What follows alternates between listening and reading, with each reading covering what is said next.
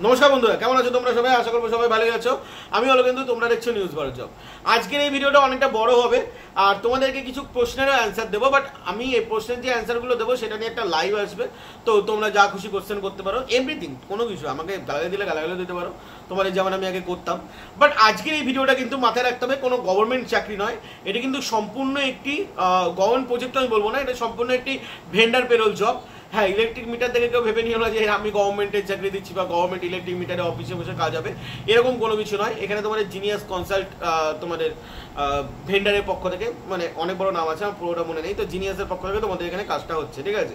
শুধু তোমরা জিনিয়াস বলে ধরে রাখতে পারো। তোমরা মোটামুটি জানো যে জিনিয়াস ভেন্ডার কলকাতায় বিভিন্ন বড় বড় কোম্পানি, মানে ওই এসবিআই কার্ডফার্ড না, বড় বড় যেগুলো কোম্পানি থাকে সেগুলোতে তারা হায়ারিং করে। তো আজকে আমরা সেগুলোর ব্যাপারে আলোচনা করবো, কিন্তু তোমাদের প্রথম 3টে প্রশ্নে আমি অ্যান্সার দিতে চাই, নইলে আমি ভিডিও এগোতে চাই না। প্রথম কথা হলো, দাদা আমরা সিভি পাঠাচ্ছি কিন্তু ডাক পাচ্ছি না, তো এর কি উপায় আছে?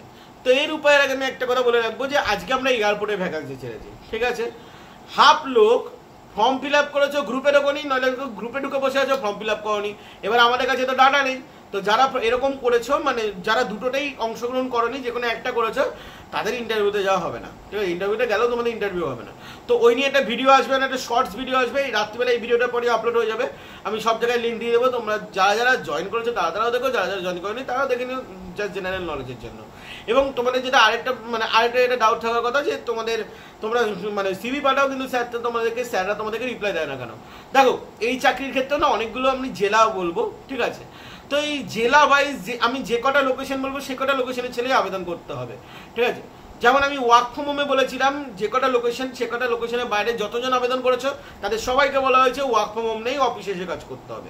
কিন্তু যারা কলকাতার ছেলে মেয়ে, প্রপার সেন্ট্রাল কলকাতা এবং নর্থ কলকাতার ছেলে মেয়ে আবেদন করেছো, তারা কিন্তু প্রপার কিন্তু ডাক পেয়েছো ওয়ার্ক ফ্রম হোমে। তো আমি তোমাদেরকে সেটাই বলতে চাই যে দেখো, প্রত্যেকটা লোকেশন তোমাদেরকে মেনটেন করে, মানে প্রত্যেকটা লোকেশন আমরা আলাদা করে দিই, প্রত্যেকটা লোকেশন তোমাদেরকে কিন্তু বলা থাকে সেই লোকেশন অনুযায়ী আবেদন করবে।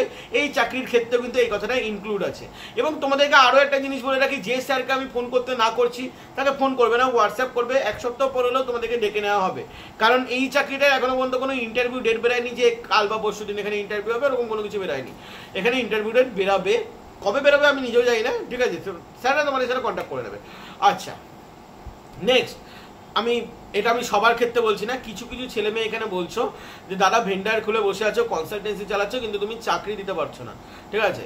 তো প্রথম কথা হলো, দেখো আমি কাউকে চাকরি দেওয়ার দায়িত্ব নিয়ে বসে নেই, কারণ আমি প্রথম দিন চ্যানেল খোলা এবং আজ মাঝখানে আমি 1 বছর পুরো একদম আউট অফ মার্কেট ছিলাম। তো এই আজ পর্যন্ত আমি বারবার করে একই কথা বলে এসেছি যে প্লিজ আমি কাউকে চাকরি দিই না, আমি শুধু চাকরির খবর তোমাদেরকে প্রোভাইড করি।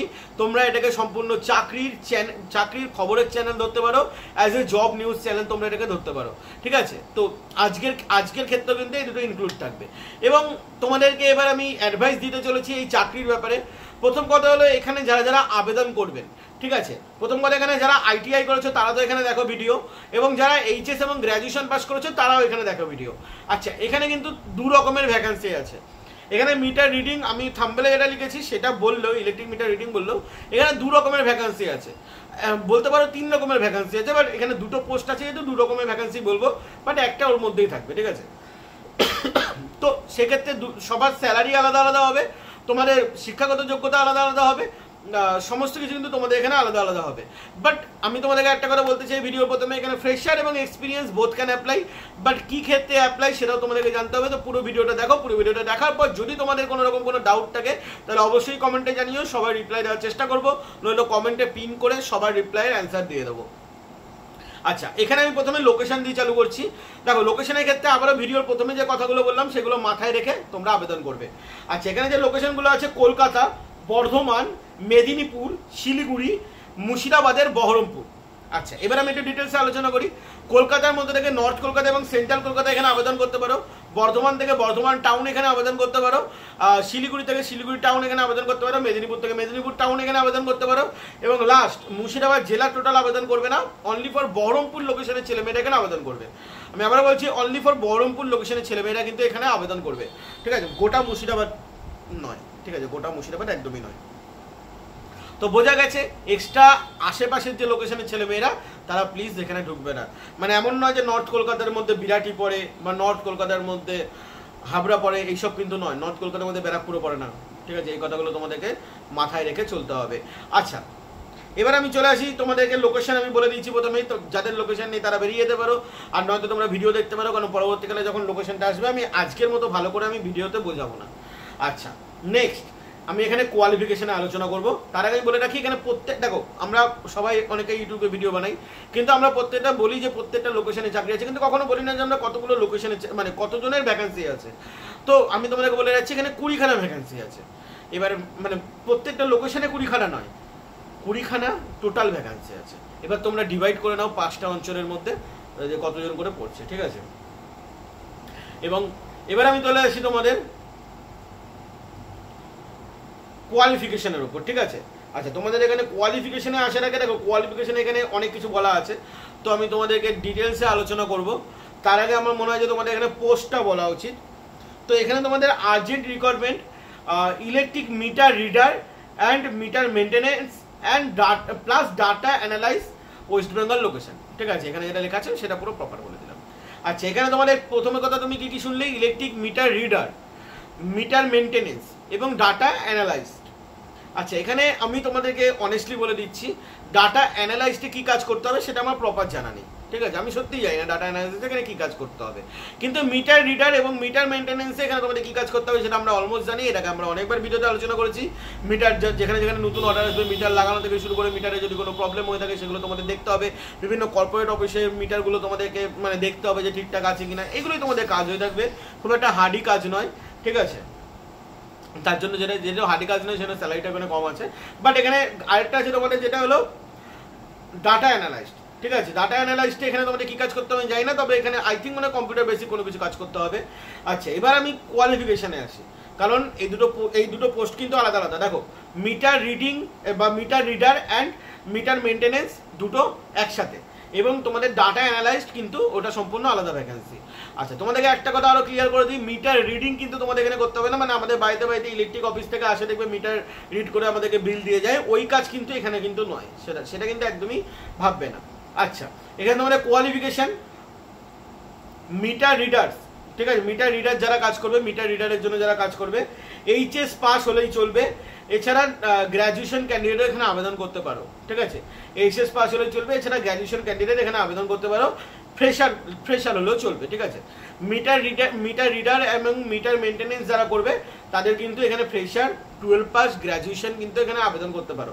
কিন্তু যারা ডাটা অ্যানালাইস্ট কাজ করবে, ঠিক আছে, যারা মানে ডাটা অ্যানালাইস্টে কাজ করবে তাদের এখানে কি কি ডিগ্রি থাকা দরকার, বা তাদের এখানে কোন ডিগ্রির ওপর তারা আবেদন করতে পারবে? যারা আইটিআই ডিপ্লোমা এবং যারা বিটেক করেছো তারা এই চাকরির জন্য আবেদন করতে পারবে। কিন্তু আইটিআই ডিপ্লোমা বিটেক কোন জিনিসের উপর করতে হবে? Electrical, electronics and communication and computer science. Electrical এবং ইলেকট্রনিক্স অ্যান্ড কমিউনিকেশন দুটো কিন্তু আলাদা, যদি কেউ জেনে না থাকো। তো ডাটা অ্যানালাইস্টের জন্য যারা আবেদন করতে চাও তাদের কিন্তু আইটিআই লেভেলের শিক্ষাগত যোগ্যতা লাগবে। মাথায় রাখবে তাদের স্যালারিটা অনেকটা বেশি আছে, স্যালারি যখন বলবো সেটা তখন বুঝে যাবে। আর যারা নর্মাল মিটার রিডার বা মিটার মেনটেনেন্সের জন্য আবেদন করতে চাও তাদের তোমাদের এইচএস পাস এবং গ্র্যাজুয়েশন পাস হলেই হয়ে যাবে, ফ্রেশার। আর যারা ডাটা অ্যানালাইসিসের জন্য আবেদন করতে চাও আইটিআই ডিপ্লোমা বিটেক লাগবে, কোন কোন মানে কোর্সের উপর সেটাও বলে দিলাম। আচ্ছা, এখানে কিন্তু ফ্রেশার হলে চলবে না, এখানে কিন্তু ফ্রেশার হলে চলবে না, একটু তোমাদের মানে এক্সপিরিয়েন্স থাকাটা দরকার ইলেকট্রিক্যাল ফিল্ডে, ঠিক আছে? ইলেকট্রিক্যাল ফিল্ডে তোমাদের একটু এক্সপিরিয়েন্স থাকা দরকার। এখানে job responsibility meter reader, meter maintenance and data analyse. আচ্ছা, এটা তোমাদের আমি প্রথমেই বলে দিয়েছি। আচ্ছা, এবার আমরা স্যালারি ব্যাপারে আলোচনা করব। স্যালারি ব্যাপারে আলোচনা করার আগে দুটো জায়গায় স্যালারি কিন্তু সম্পূর্ণ আলাদা আছে, তো সেটা একটু বুঝে নেবে। তো প্রথমে আমি বলে রাখবো যে এখানে দূর থেকে কেউ এসে আবেদন করবেন না, ঠিক আছে? আমি প্রথমে বলে দিয়েছি ভিডিওর প্রথমে, দূর থেকে কেউ এসে আবেদন করবেন না।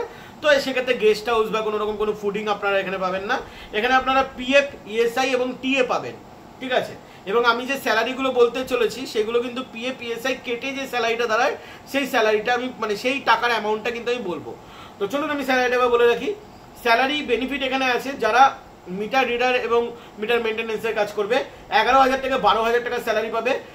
এর সাথে তোমরা টিএ পাবে, মানে ট্রাভেল অ্যালাউন্স পেয়ে যাবে আলাদা করে 2500 টাকা, এবং পিএপিএসআই ওটা তো আলাদা করে আছে, সেটা তো আমি বলে দিলাম।